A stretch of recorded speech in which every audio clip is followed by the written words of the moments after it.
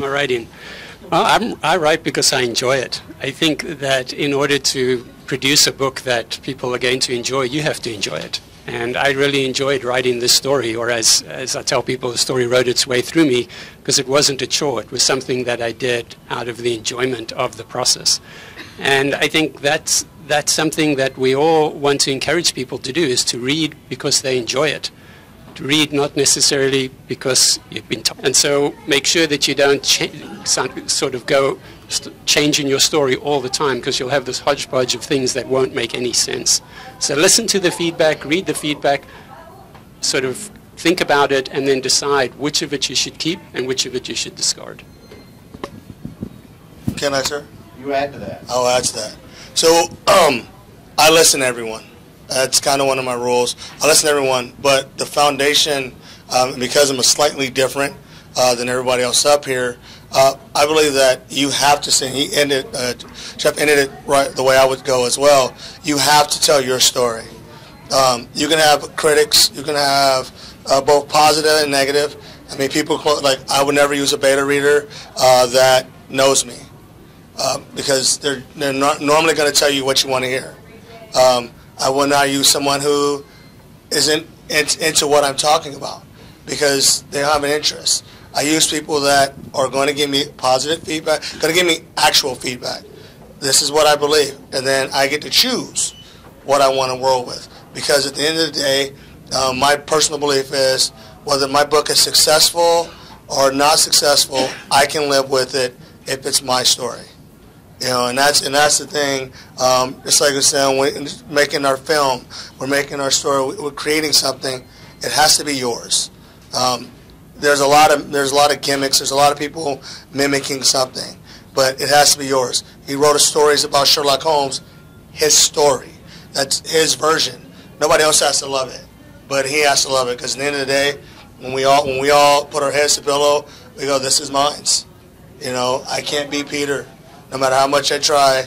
You know, I got to gain like 40 more years. I can't be, you know, that awesome guy there, but it's my story.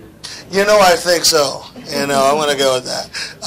But that is, so using them, I say we use them with a grain of salt. You know, you take it all in and then you flush it and go, this is what I want to do. And be firm with that. Be comfortable with that decision.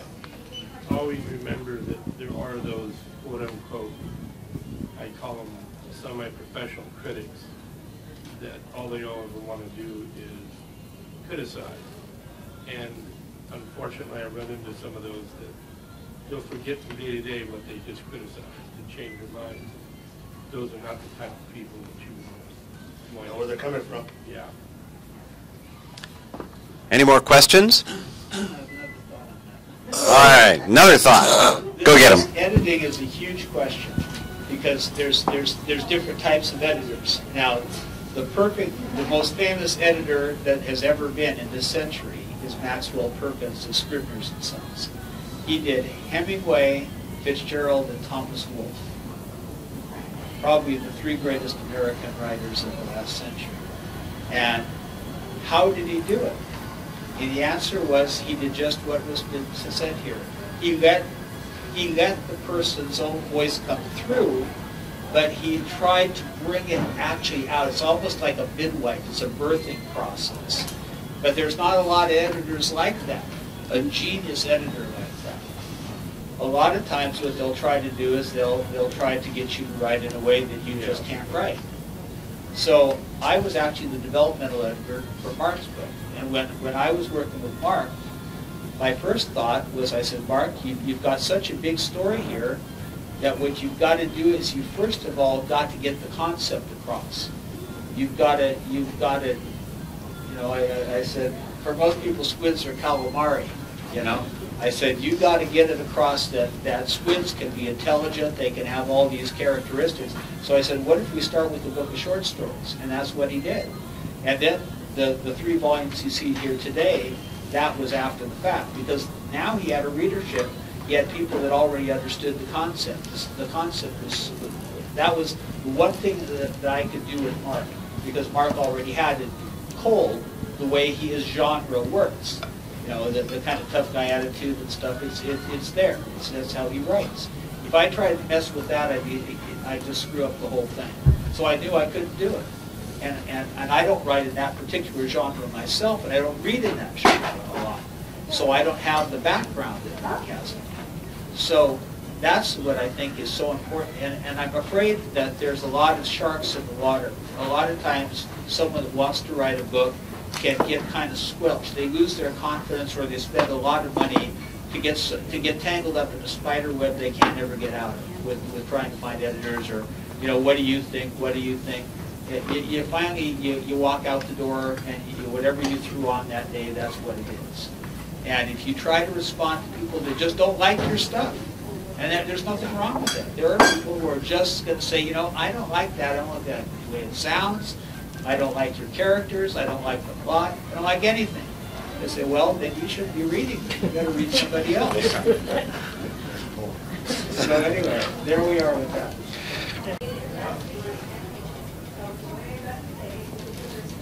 Okay, you got to where you finished writing.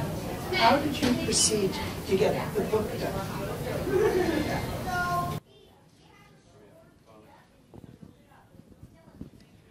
Well, in my particular case, I had worked 6 years producing this book, and a lot of times you're told when you're a beginning writer that first manuscript should be the one that you're going to put in the drawer and never see again because it's not any good.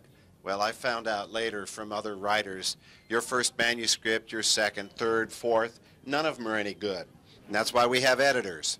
And we have people who look at our books and get them out there to other eyes, and then they feed back to us what changes might make the book much, much better. How did I get it out there? Well, I did the standard thing. I wrote to people. I wrote to agents, editors, and the rejections piled up to the point where I got to say, we are on this internet able to find all the sources we need to be able to put a book together. And so I did. I found where I needed to go to get the proper editing, proper internal design of the book, because all books have to have some kind of a format that will make it into the books that we want to read. And then the cover design and getting the book printed.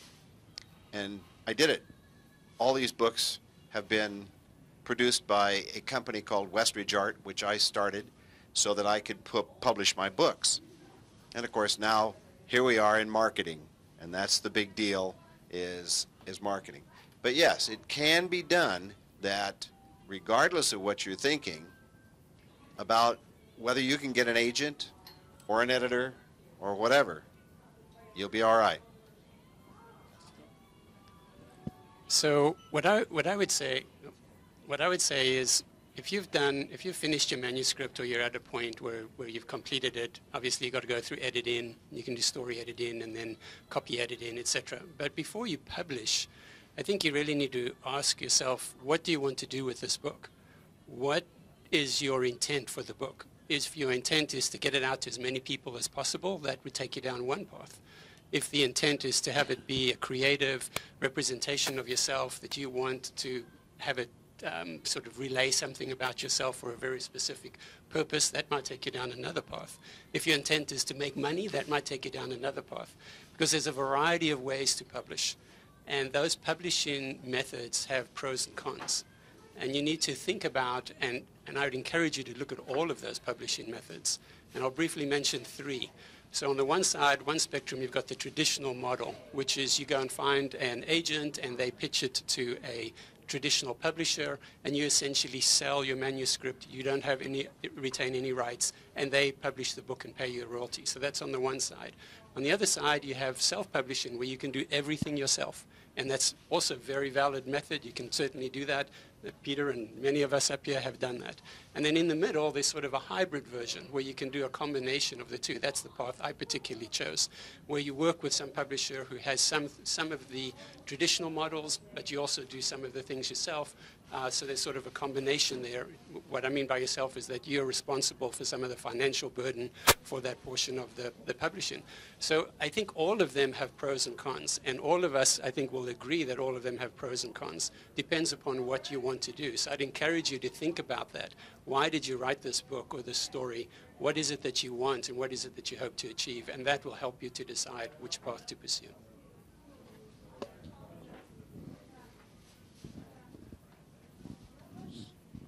So for me now, I publish independently through Mountaineer West, which is a company that I own, and we do the books, comic books and film. But originally I was published through independent publisher, so you get that acceptance letter and you're like, oh, I've made it, I'm an author now, right? But then you realize that they're going to pick the cover, they're going to determine when the book's going to come out, it's going to be 18 months later, you write one story and they want to break it up into 2 novellas, all those kind of things. And so that resulted in about a 1.5 year long struggle with me to get my rights back and publish on my own. And for me, it's been the best possible opportunity, shifting from what some people think are the ideal thing when you just turn in your book and somebody else does everything with it. I actually make more money now. I don't have to split anything with anybody. I have complete control of when I release the books and all that. I get to pick the covers, you know, all that stuff. So don't just say I've got to get published through an independent publisher or through one of the big houses or something, because there are some downsides to that as well. So. Hold on, I just one. I know you asked the question. One of the things myself and the photographer back there, April, did is one. I believe I belong here, right? Like Jeff said, why is this story important, right? For me myself, what I wanted to do is I wanted to give a book to my mother, who I was in the second row, right, and have one person buy it and say, man, that didn't know me, go, I bought this book, buy it. And I had one person do that. And that was my goal. And once I got that goal, I was happy. If it never went anywhere else, I was happy. I have a picture of me in Barnes & Noble, and that book is on the shelf in here because myself and April walked in and said, how do I get in here? I'm independent. How do I do this? And I was never smart enough to not ask a question. Yes, I know I'm very smart, but I'm still never smart enough to ask nothing. And that's what I've learned so far. I've met great authors and their stories, and we listen to everybody, you know, and knowing, like Jeff said, knowing what your purpose is. If you think you're going to write a book and it's going to be the next bestseller, it very well may be, but no one knows that for a fact. And if that's your goal, you're going to be wholly upset. I was in acting 100 years ago, and yeah, I went on a lot of auditions. A lot of people told me I did a great interview audition, and I didn't get a call. There was a lot of rejections before I ever got a call. It's the same thing with writing, and probably even more so with writing, because everyone has a story, right? So knowing why you're doing it, and being humble enough to listen to everyone. Not take everyone for a fact, listen to everyone. Because every one of us here has done something different. And here we are, 9 authors, you know, in Barnes & Nobles. For me, it's still very cool. I don't know what everybody else is, you know. I dressed up for the affair as well. Yeah, it's cool for all of us. Anybody else have a question out there? Comment. Thomas. One of the things that's important to note is how much change has happened in publishing. In the old days, publishers were family-owned businesses, and then finally they became corporations. And after they became corporations, the corporations got bought up by the conglomerates. So what is that telling you? Where's the intimacy? It's not there anymore. And so what happens is that the big publishers, the ones you've all heard about, they've been gobbled up, most of them. And yet if you said, but how many publishers are there? It's incredible how many publishers there are. Indie publishing is like microbrewing. It's giant. It's growing all the time. And not only is it growing, but university presses are growing. That's the other great thing. And they publish a lot of titles or textbooks, but they also publish research, biographies, things that don't necessarily have mass appeal. So that's what I wanted to hit, is this idea of what is mass appeal. who's reading the same author a million times? Every time they write another book, it's another bestseller. Why? Because they've established a rapport with a reader base that's tremendously big. They're a brand name. They're like selling a certain brand. They're Heinz Ketchup, you know. I'm not saying that they're not good writers. Some of them are outstanding writers. But how does an everyday person build up a clientele like that and have the publishing entity to stand behind you and get the word out? And who's reading? There's the other big question. Who's reading today? You know, and what demographic? If you did an actual study, when you've got movies to compete with and the internet to compete with and everything else, who's going to take the time to read? It takes a lot of time. We're in a way we're like artisans from another age. We don't have special effects. We don't do anything except you open the cover and you read the book, you read the words. So what is that telling you about why we do what we do and why we have to have this type of publishing? Because what we're doing is just what has been said here. It's like a love letter to the world. It's like each of us trying to reach out to that one person in that one day, and that when we can't even choose that. We can't say you're going to be in a theater with surround sound. We don't know if you're reading it on the subway or in your bed at night. We don't know where you're reading it. And so that means that it takes a great trust. But look at the good news. The good news is that we don't have the kind of expenses that said the only way you can get published is if you are a big shot. You don't have to be a big shot now. You just have to write a good book. One quick thing about, I guess you can kind of get into the whole thing about publishing and everything as well.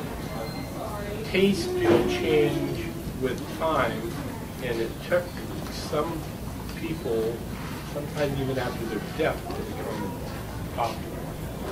Because I think we have, a lot of people have a tendency now of saying, oh, last time we're going to be popular. Well, somebody said that about Edgar Allan Poe. Somebody said that about H.P. Lovecraft. There was a bunch of people through time that became authors or well-known authors today. That people at one time looked at it and said, and couldn't understand. At the same time, you have other authors that, even though they're known now, if they tried to publish some of their works today, and one of them is probably Dickens, there's probably a lot of people who look at it and go, oh, that's kind of stupid. You know, I don't understand how they write something. So tastes change, and what's being published changes. So I always tell everybody, just because somebody doesn't like what you wrote today, doesn't mean that next week somebody might not like it. Do we have any more questions out there? I see some new people here. Maybe they have a question. Jeff, you had mentioned about deciding what your intention is for what you write. Is there anyone on the panel, I know we mentioned movies and television shows, but that was actually your intention when you started writing, you actually envisioned that? And on the follow-on, that's not the case. Is there anyone that feels pressure because of the competition with film to see that in the future for a book reading?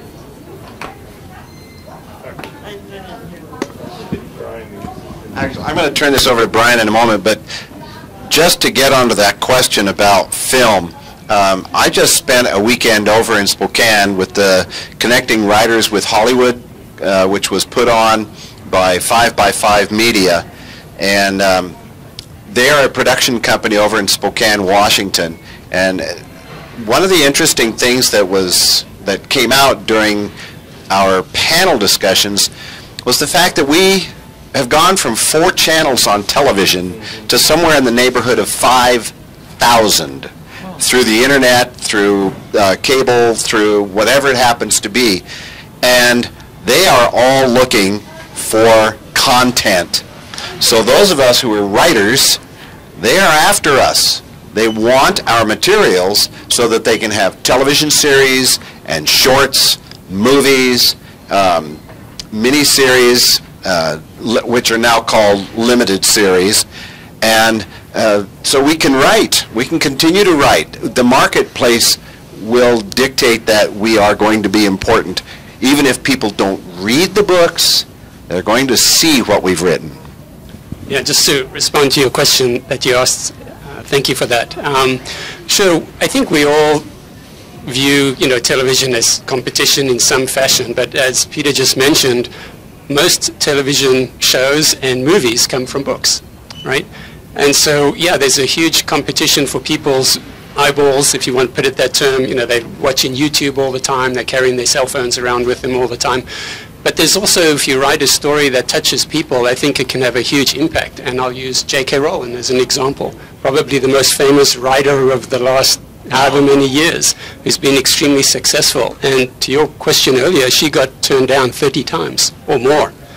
And so don't let anybody tell you that you can't do it or that you can't achieve it, because you can. If you write a book that people are interested in, or a story that catches people's attention, even though there's a lot of distraction or other competition for their eyeballs, I think you will still get a lot of people reading your story.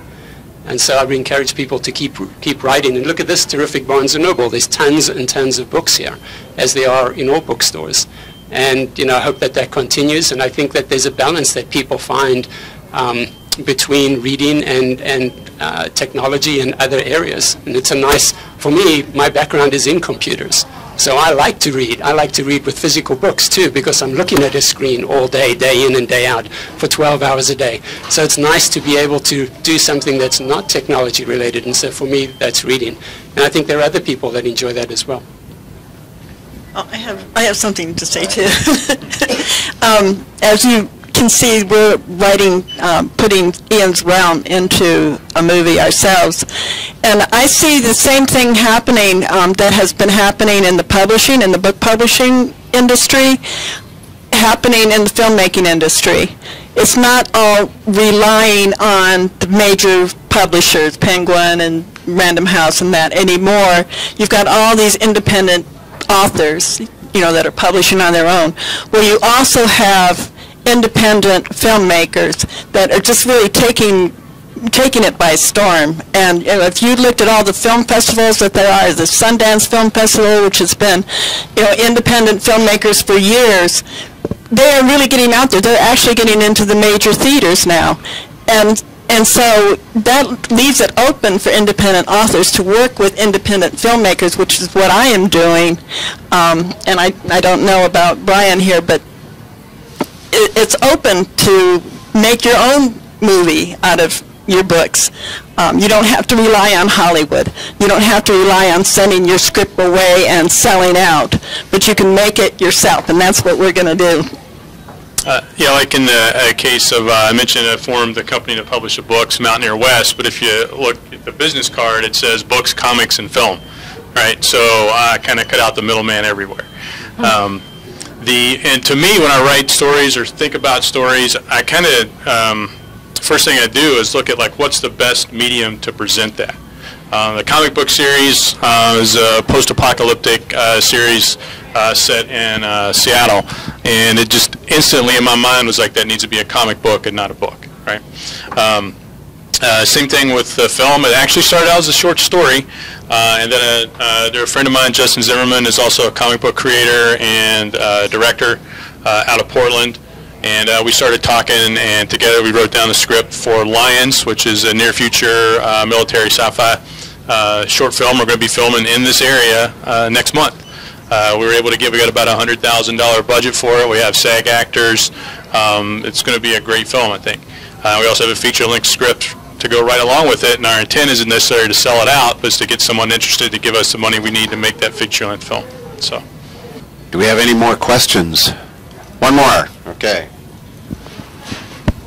Yeah, I'm interested in how any of you have used feedback from writing colleagues, from editing professionals, from beta readers in developing and shaping and polishing your stories.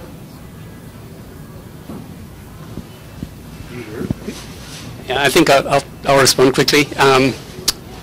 They definitely shape your story, and I think in a positive way, because you write your story, you become engrossed in your own story. I think you absolutely should get beta readers to read and give you feedback. I would highly encourage you to do that. They see things that you never saw. They give you honest and open criticism, which I think is healthy for you as a writer. And editors are also terrific. I would not encourage anybody to publish a book without having editors read that book both for the story and for the grammatical portion of it. So I think the key though, I've had editors and people tell me positive things and tell me negative things, and sometimes I've thrown out the positive things and kept the negative things, and vice versa. So be open to that feedback, and remember at the end of the day, it is your story. You need to decide what goes in that book. And everybody, I've spoken to a lot of other authors, very famous authors, and everybody will tell you, stick to the story that you wrote. Don't try to write a story for somebody else. Write what you love, write what you enjoy, because it's going to come through to your reader. Well, we are getting to a point where I would like to thank all the authors who've come here today, and hopefully one or more of these books that we have up front here are going to end up as Father's Day gifts for those of you who have fathers still, or for those of you who are the fathers, maybe somebody will give you one of these fine books. And I also want to thank the Barnes & Noble for hosting us and having us here. I mean, it's not easy to put on a panel like this. And the Bremerton Kitsap Access Television has provided the cameras for us so that we can record this, and then we will do an edit and we will put it on as a show on the Bremerton Kitsap Access Television Network, which is Wave Cable Channel 3 in this area, or Comcast Channel 12. And of course then it'll also end up on YouTube, where we will make sure it's there. And each of our authors here will get whatever we put out so that they can also make sure it's available to any of you. But at this point, we are now going to be available for any of you who wish to look at our books, pick up a copy, and we will sign them for you, personalize them to whomever you wish to have them personalized to.